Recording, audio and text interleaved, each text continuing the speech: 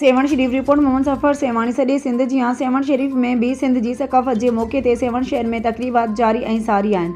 सकाफ़त के ॾींहं के मौके ते government boys lower secondary school तजर सेवण में एकता सकाफ़ती ॾियार के हवाले से कल्चर डे की एक शानदार पुरवकार तकरीब थी गुजरी, जैमें स्कूल जा शागिर्दियाणियूं ऐं उस्ताद ऐं मेहमानन शिरकत कई। जॾहिं त स्कूल के शागिर्दनि ऐं शागिर्दियाणियुनि ऐं उस्तादनि ऐं मेहमानन के सिंधी टोपियूं, बोस्के जे पटकन, लुंगिन, अजरकन ऐं सकाफ़ती वेस वॻा पाए भरपूर इन प्रोग्राम में शिरकत कई। जॾहिं त इन तकरीब दौरान सकाफ़ती ऐं क़ौमी गीतन ते शागिर्दनि झुमरियूं हणी रक़्स कंदा रहिया। जॾहिं त शागिर्दनि ऐं शागिर्दियाणियुनि सकाफ़त के हवाले से तकरीरूं पिण कयूं, सिंध की सकाफ़त बाबत कुछ ॻाल्हियूं। जॾहिं त स्कूल के शागिर्दनि ऐं शागिर्दियाणियुनि टेबलोस पिण पेश किया।